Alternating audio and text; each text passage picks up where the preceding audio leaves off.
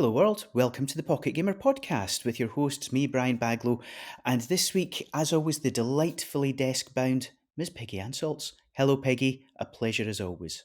Delightfully desk bound. I will be that for a little while still, so I'm enjoying it. Also enjoying just being able to do some shows with you in a row because over at Pocket Gamer, we're still sharing some of the interviews I did during Mal and elsewhere with our guests. But hey, it's solo, and solo isn't as much fun, Brian. This is very true. But so you know what? You go out there, you attend all of these fantastic events, and you bring back some of the very best guests. And this week is no exception because this week I think we have something quite special. We have Maria Sayans. She has 20 years in the games industry, so it's going to be a show of pure gold, experience, advice. But in addition, of course, more importantly for us, at the helm of Ustwo Games for the last 5 years. And you know me, the pun patrol will get me someday, Brian, but it is monumental, a monumental pleasure to have Maria, pun intended, because we're talking about the phenomenal success of Monument Valley. So, Maria, here you are in our group. What could be a better way to spend your morning, right? Thank you. It's a pleasure to be here, and I love puns. I wish I could make puns, even bad puns. It's kind of one of my development goals in life. I'm a huge fan of Us Too, and I'm thrilled and delighted to have you here because the studio is one of those that really are doing something different with games. You're creating titles that really touch people's hearts. What does this tell us? What's the thinking behind the company, and what does this tell us about what games can be? This is something that we ask ourselves very often, and it's not like the company was born knowing exactly what it was going to make. I think long before I joined the company, the intention was, to do things that challenged the medium, things that pushed what games could be. And I think that through making Monument Valley and other games later on, like Land's End, Alba, Wildlife Adventure, Assemble with Care, Testa, we've kind of refined that understanding of what, from our perspective, games can be. We know games are fun, but we know games can be so much more than fun.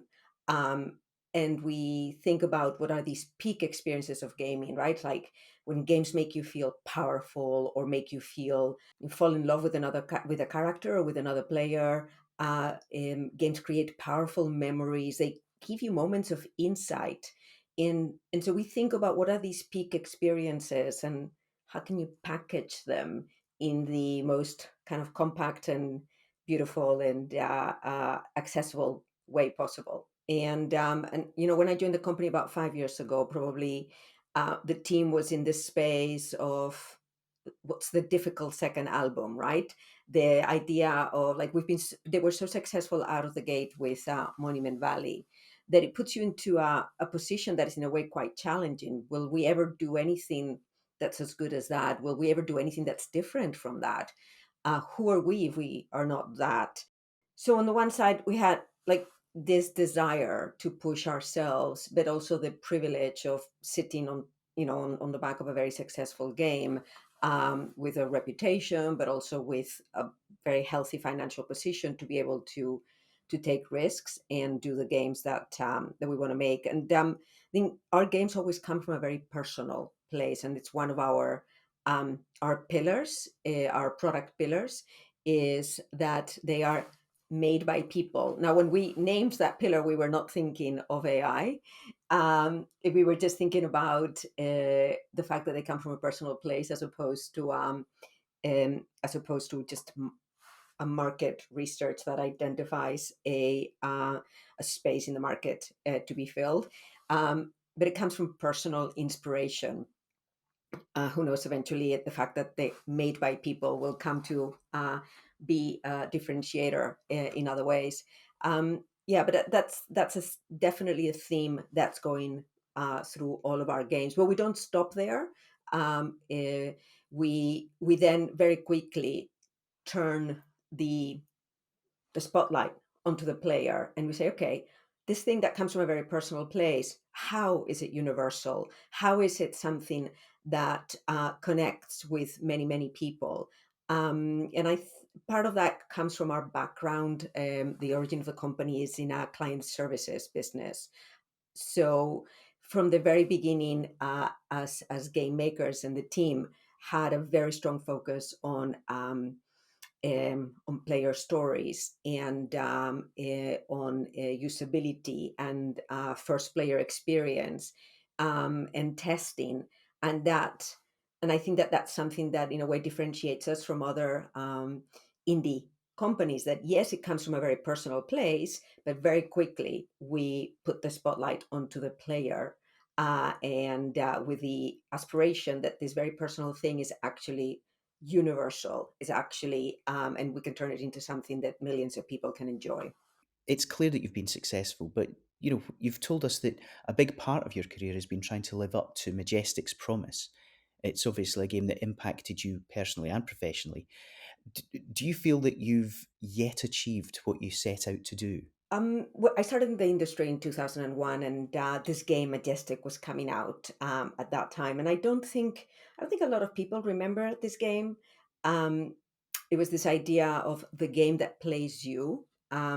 It was the first kind of really transmedia game. You played it as a PC game, came in a box, but the minute you started playing, it was connecting you to real websites and fake websites. It was sending you emails. It was making phone calls. It was connecting you to a cohort of other players as you tried to figure out the mysteries of the game and solve the game.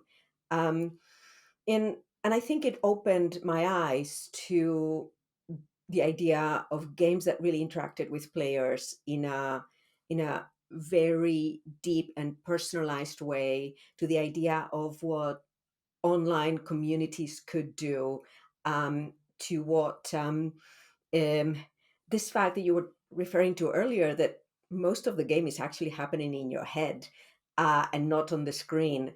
Um, and and so it's been a reference for me, I'm not a game designer myself, but in terms of my ambition of and my sort of my hopes of what the industry could do and what games could become. I think that, and in answer to your question, has I think I have to answer it as an industry. Have we actually lived up to that? I think we've lived up to that and more.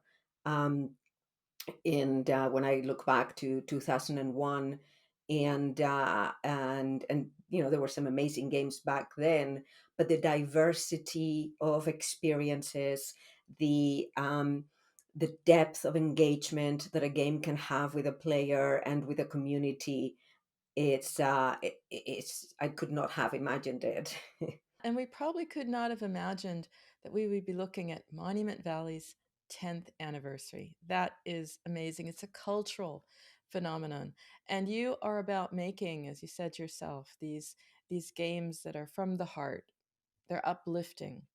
But the audience has changed over that time. What have you noticed to be the biggest changes or shifts in the audience in the last 10 years? Well, it's just massively grown the number of people that play games, and um, and it's become um, much more diverse. I think that when Monument Valley came out, it was buoyed and supported by the power of what what the App Store could do at the time, and what Apple support could do at the time, and it reached an amazing breadth of audience. But most games didn't. But what we saw, and I think maybe their Monument Valley was a sign of things to come, was that it was already much more diverse in terms of age. People of all ages played Monument Valley. Um, the typical gamer, but also their young sibling or their child, and their mom and their grandmother. And It's something that we always hear about parents playing it with children, and now we're hearing young adults saying, "Oh, I remember playing this as one of my first games."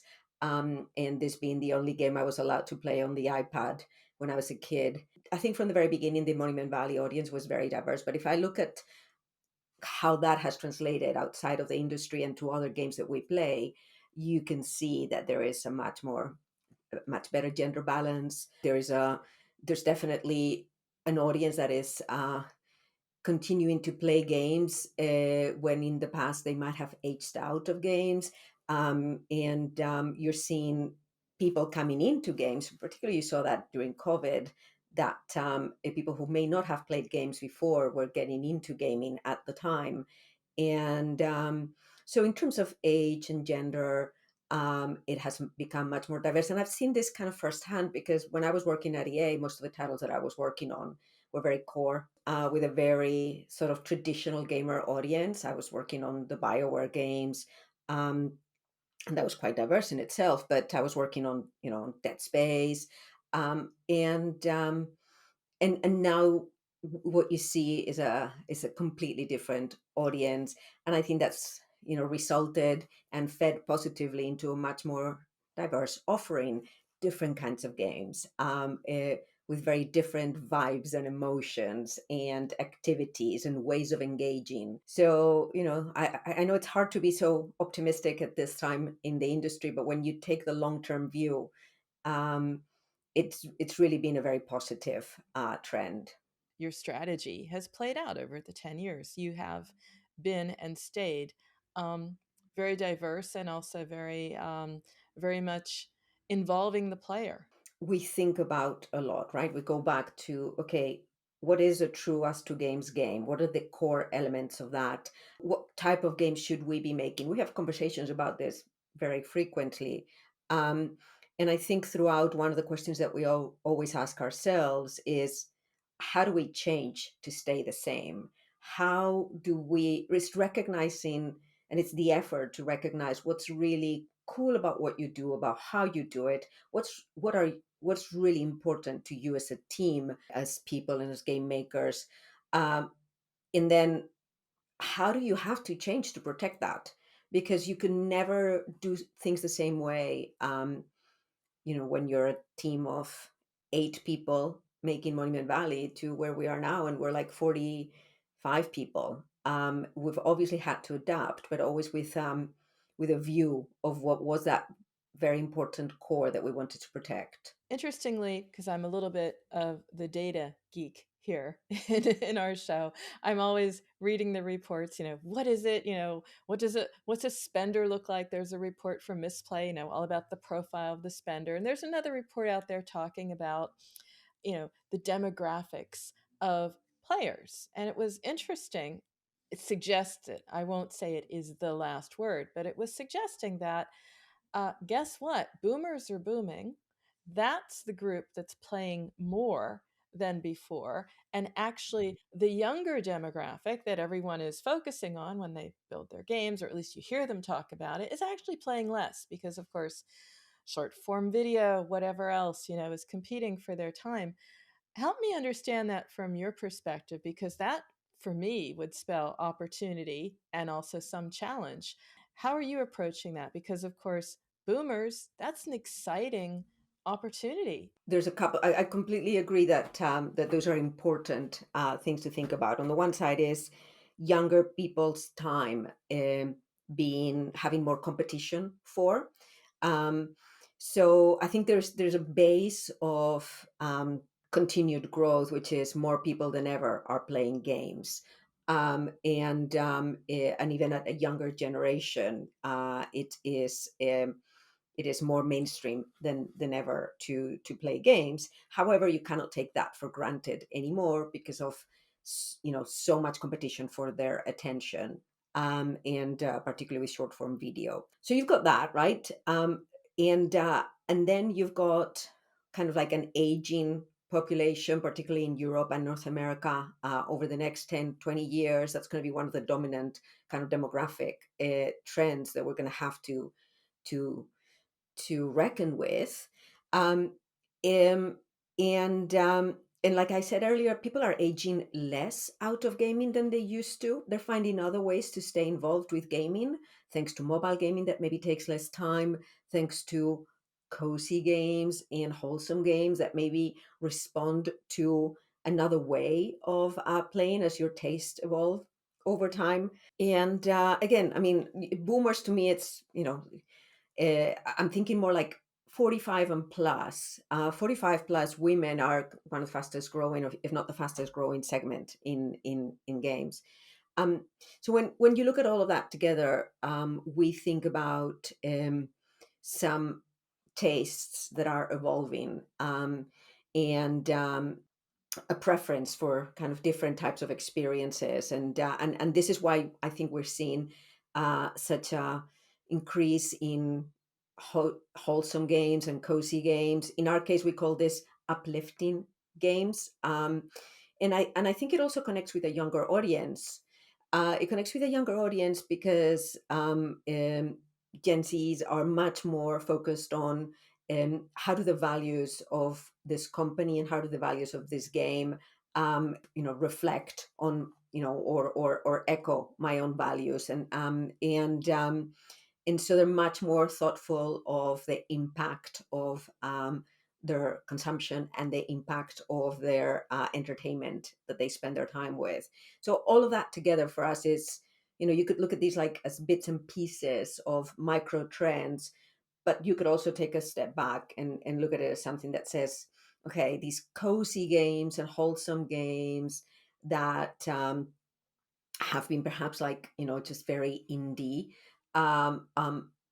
they're about to become a much bigger part of the industry over the coming years. And you could argue, hey, Nintendo has been doing this for, I don't know, however many years. The Sims has been doing this for however many years. But outside of that, it hasn't been recognized as an emotional need, or a space that games really could nurture and expand and explore. I'm really interested in how the studio has changed over those 10 years, in terms of, not necessarily its view, but how you approach games, how you approach catering for those new audiences, and the reality that games can be on the market for, in some cases, more than a decade. There's a very core um, set of things that have stayed the same, right?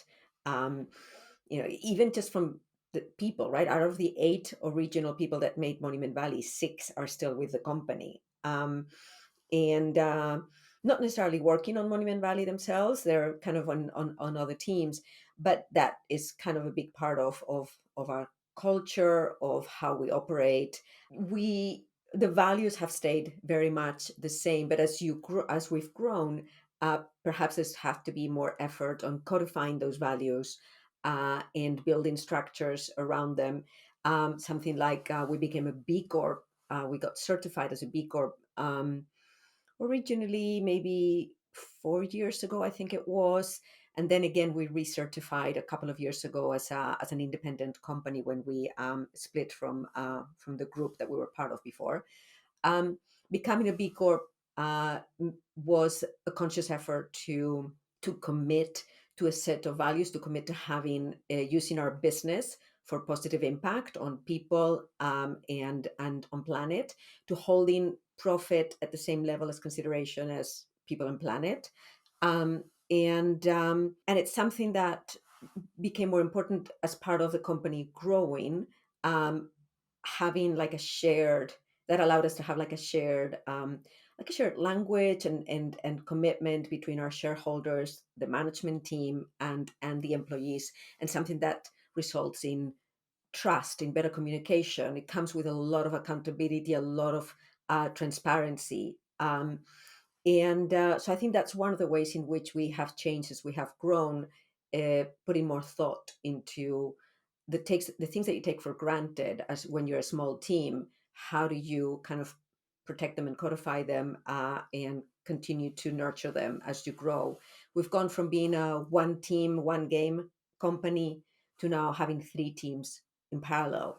And that's been very much about growth, but a growth that was resilient and sustainable so that we could navigate the ups and downs of game development um, more thoughtfully. Sometimes the temptation is put everybody into one game and make it as big as possible. and we've kind of shied away from that and said, okay, no, our games are games that can be made maybe by a maximum peak of 20 people at peak team size in maybe a maximum of 2.5 years. Um, Rather than say, and that's kind of the shape, and then work with teams to kind of take the pass on the baton, kind of like, so people can move on from project to project, and you don't find yourself um, so much dependent on the success of one single project.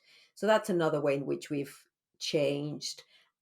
We've brought in people to the company that have brought sort of expertise in other areas, and from working in other companies. So we've strengthened our management team, whether it's in production or game direction, um, and um, yeah. But in general, I would say it's something that we're very thoughtful about, this balance of you know sort of sustainable growth versus um, yeah, versus sort of maintaining the core of what we do. I'm intensely curious. If Monument Valley was coming out today, do you think it would get the same kind of a success, or what would have to change, whether it's business model or marketing? You know, what would you do differently? I guess to if you were bringing the game out in 2024. Super hard question to answer, right? Because obviously a game is a product of its time. And But definitely the business model would be unthinkable. Launching a premium game on the App Store today, and expecting that it will reach a massive audience, is just not the way things are working. So we would be thinking about the in like we are thinking. We're thinking about Monument Valley as a forever franchise. We're thinking about it as a cross multi-platform franchise.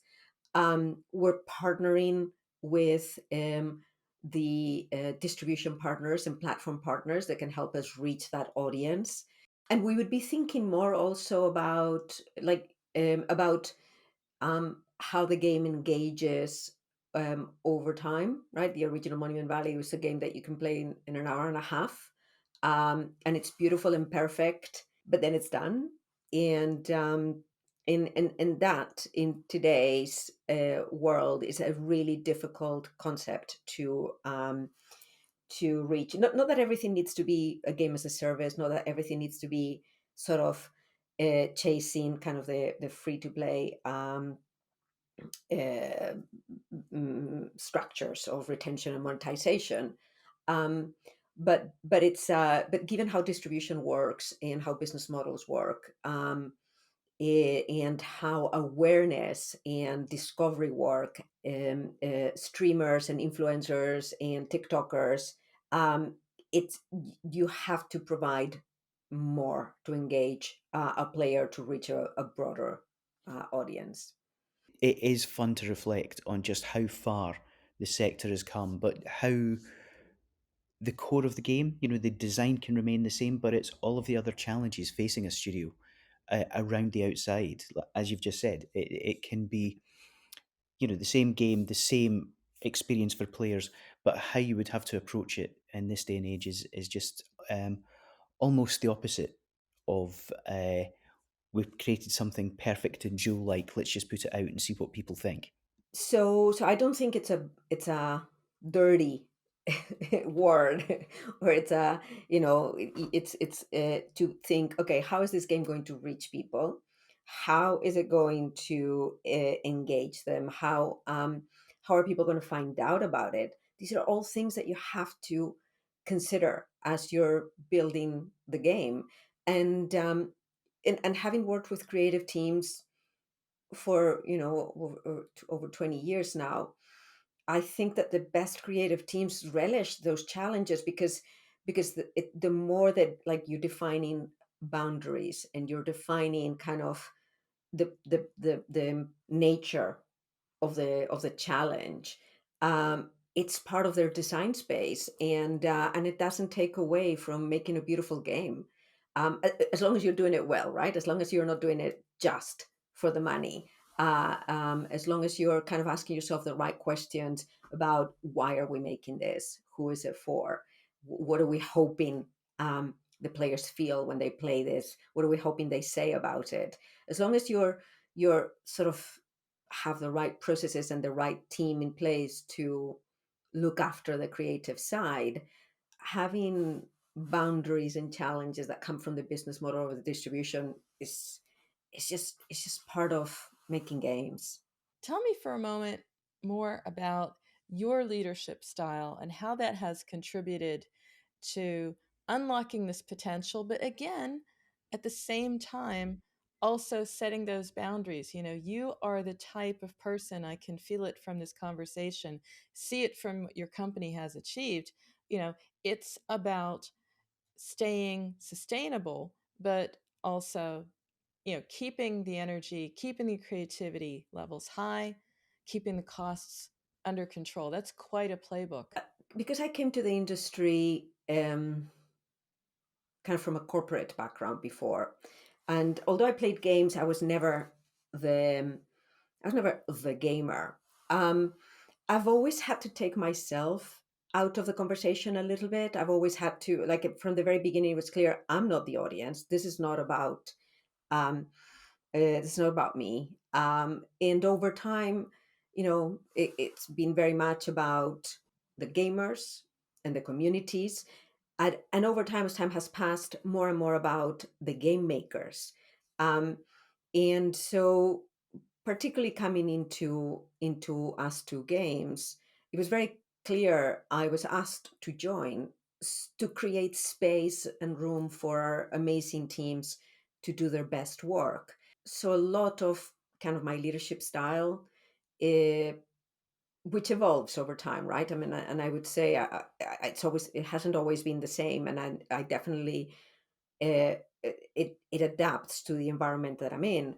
But currently, and at us two games, it's very much about providing context, and helping guide the overall direction of the company, helping bring some longer term strategic considerations into the making of the games, but then creating the environment in which very talented, very motivated people feel they want to do some of the best work of their careers. Because at the end of the day, um, that's like, that's the biggest responsibility that we have, we're taking people's time.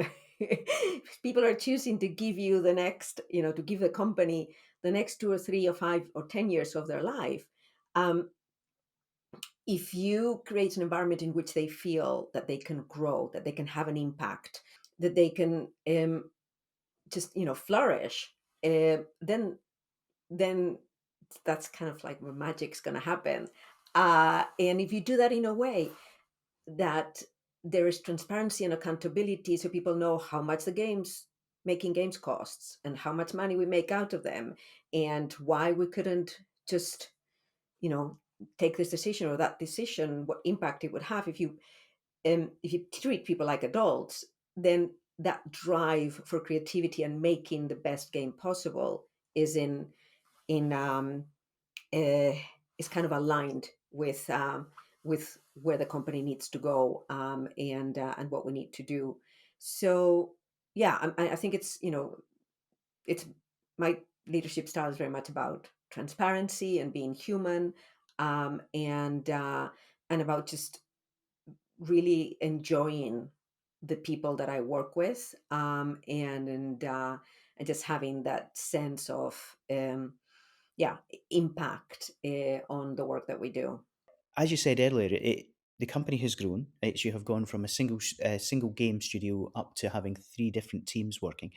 How has that worked out for you and for the studio, moving from that single focus onto multiple projects? And has that been simplified or complicated by things like remote working? I do think that we we find hybrid work. We're kind of 2 days in the studio, 3 days remote. Um, we find that works really well for us because we have small teams. So if we had 45 people working on one project as opposed to 20 and 10 and 5 or whatever, it would be a lot harder, because smaller teams can keep themselves accountable.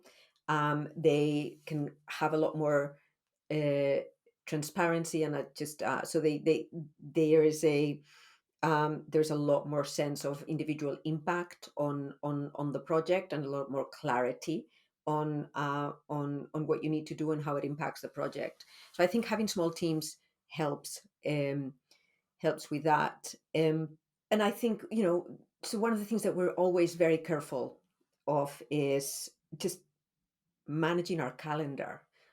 We do a calendar audit at least once, well, probably once a year, maybe a little bit more than that, where we kill recurring meetings and say, oh, hey, let's see if we can survive without having this recurring meeting. Um, and where we design the company calendar overall.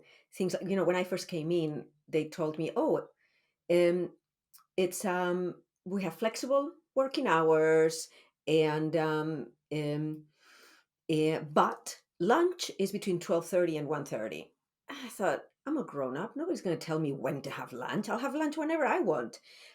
What I missed and what I didn't realize is that having clarity on when breaks are, A, protects the break, B, make sure that that there is a people can be productive outside of those hours because things don't spill over. um, and but also it creates, particularly when we're in the studio, this amazing social thing where everybody eats around the table or around two tables at the same time, and then we play video games for another half hour in our kind of big sitting room area. um, so there's a lot more time for unstructured socializing and bonding. So I think that's just one example of how we're very thoughtful about, for example, Thursdays is like no meeting day. And although that's not perfectly 100% always maintained, it's something that we try to stick to. Um, yeah, so lots of little bits like that to design the how we work. Teamwork, unlocking talent, that's important. But of course, the business model itself has another aspect because for many publishers, they're looking at this and premium has disappeared on mobile. It's been replaced by subscription services, Apple Arcade, Netflix, exactly the models that you've embraced as well. But I'm just curious, it works now, and for your future release, which we will chat about. But in a way, Monument Valley is this last big buy it and own it game. You have your paid for extra episodes, but it is that. Do you miss those days and do you think they're going to come back? Our mindset has evolved. Now we really think about the company as a multi-platform company, and we think about our games as multi-platform games. Um, so in a way, the premium design is still very much how we think about games, because we're going to bring them onto PC, we're going to bring them onto console, even though mobile is our home. And that's why I think there is a very good um, reinforcing kind of ecosystem between like launching something with Apple Arcade or with Netflix, and but also bringing it to PC and console. The idea of premium games on mobile um, is gone, unless you're like a party game and board games that seem to be doing quite well still. And so I don't think that's necessarily coming back. However, premium experiences on mobile are still a thing, and I think with with the right partners that understand that. You can get these games in front of very large audiences who appreciate it. Um, and I think one of the things that's going to have to evolve is discoverability, whether it's on the App Store or inside these distribution or subscription platforms, whether it's on PC and console. There has to be a much better um, way for games to find their audiences. I mean, I think it's crazy that I can turn on TikTok and it's like it can read my soul immediately. Will kind of, you know, 3 hours later, I'm like, oh my God, yes, this is all I wanted to know. Or I can turn on Netflix and it will give me all these sort of, shows that I'm interested in watching, and yet most of the game distribution platforms are like, this will age me, but I think of it as like the Sears catalog. It's like, it's so old fashioned. This makes no sense to me, and I think that that's one of the things that needs to change, and I'm hoping that that will change. Um, and I think with that, you're going to find that premium games, and by that I mean games that are not geared towards monetizing every single second of your experience, but games that are uh, built to provide you with a wonderful experience for however long you want to play it. Um, that those will find an audience and will find the right audiences. So I'm going to stay with cross platform and your strategy. First of all, it's important to understand, of course, why cross platform. There's always a motivation. I want to understand your motivation. So let's start there. There's a couple of different motivations. Um, One is that we want to reach as many people as possible. Um, and it used to be that for the kind of games that we made, mobile was the best way to reach as many people as possible. Um, and But now, given the challenges that I was just discussing, it isn't necessarily the case. So PC and console bring us, allow us to broaden our audience. Um, the second reason is because we can. What I mean by that is, um, as audiences have evolved and tastes have evolved, it's become clear that the kind of games that we make deserve to be on PC and console, and and have a place on PC and console and have an audience. And I would say the third reason is because the industry is still very snobbish. And launching a game on PC and console is what triggers a lot of coverage and being and awards. And I look at Alba, a wildlife adventure, which we launched in 2020, at the end of 2020, and then we brought it to PC and console in 21. The vast majority of the coverage for that game, whether it was press or it was influencers and YouTubers, etc., or even awards later on, all of that is about the PC and console games, and yet the majority of the players are on mobile. So this is why I say it's kind of like a positive reinforcement. Bringing the game to PC and console not only broadens your audience and diversifies your revenue stream, but it also allows you to speak directly to consumers, create a community, and but also it's like Pinocchio, you're a real boy, or kind of thing. We're a real game now because we're on PC and console, and it just opens up opportunities that are not necessarily open to you. If you are a mobile game, and particularly if you're a mobile game inside a subscription um, service. Mobile is where the audience is. There's also, however, a shift away from mobile for us too. Is that what I'm perceiving, or is that what's happening, or can you simply balance it all? Work across all the platforms. I think it's about diversifying and make us be less dependent on one or the other. Um, but I would say our core is still very much in mobile. Um, and But I think that over time, that the share of our revenue and the share of our focus that's on PC and console will increase. What will the balance be 5 years from now? I don't know. Um, but we're definitely committed to kind of pursuing those, all of those platforms together.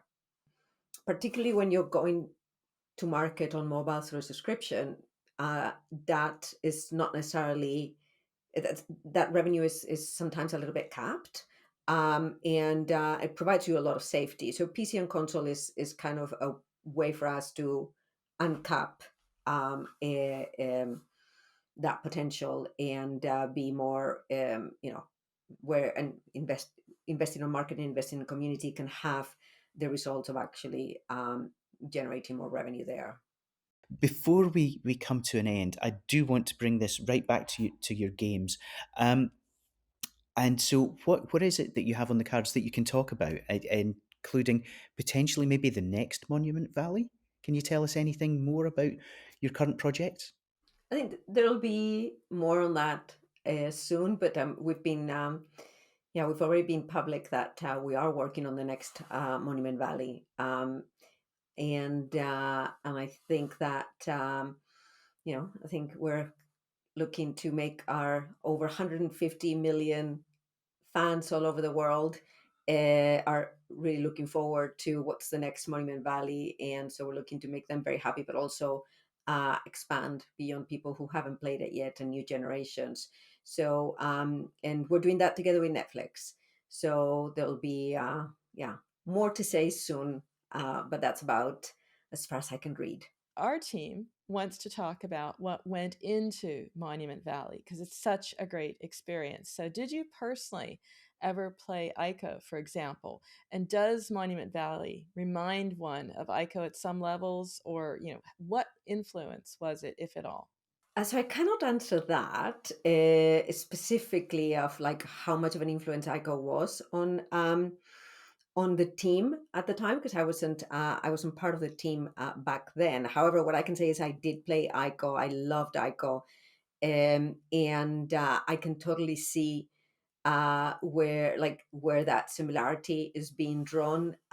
It's that idea of exploring these kind of um, awe-inspiring architecture, and the idea, and particularly on Monument Valley too, where you've got the mother and the child, and in an Ico you're like carrying, like holding hands with the princess. I think she was a princess.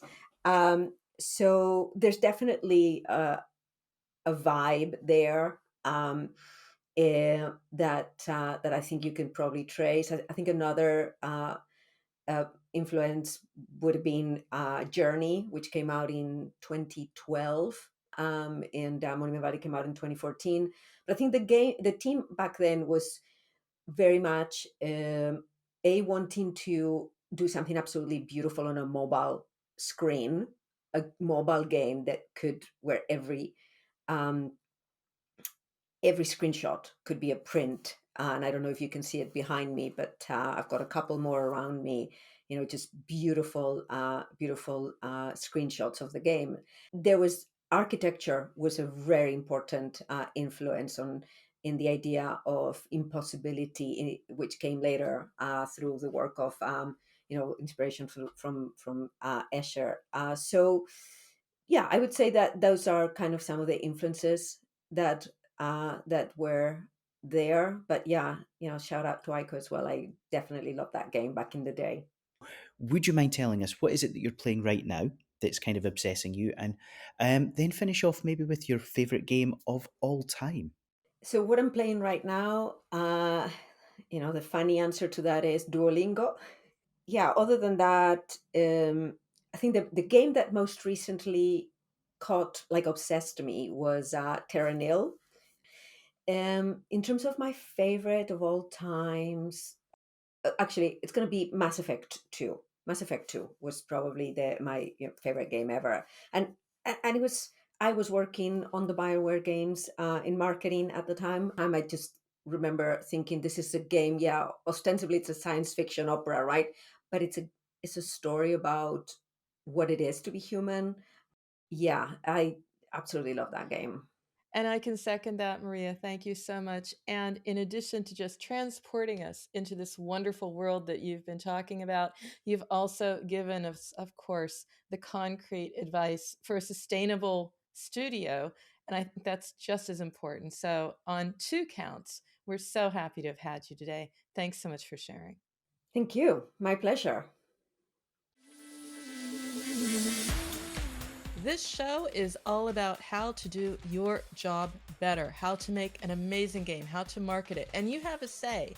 So if you have a story or know someone we need to shine a light on, then we would love to hear from you. We want to hear from you. We want to reflect the reality of the mobile games market in all its wonderful complexity and strangeness. So if you have any suggestions for us, if you have any feedback for us, you can always get in touch. You can email us at podcast@pocketgamer.biz. You can find us on Twitter @PGBiz, and you can reach out to us through the pocketgamer.biz website. If you're interested in listening to all of our podcasts, you can find them at pocketgamer.biz/podcast, and we would love to hear your thoughts on future shows. And we've got you covered on all the major platforms, so subscribe to the audio podcast, as Brian said. Look for us on YouTube. If you want to read it, hey, you can do that too, because we have a companion post for you as well on the pocketgamer.biz website. Tune in again for the next edition of the pocketgamer.biz podcast, and we look forward to speaking to you in the near future.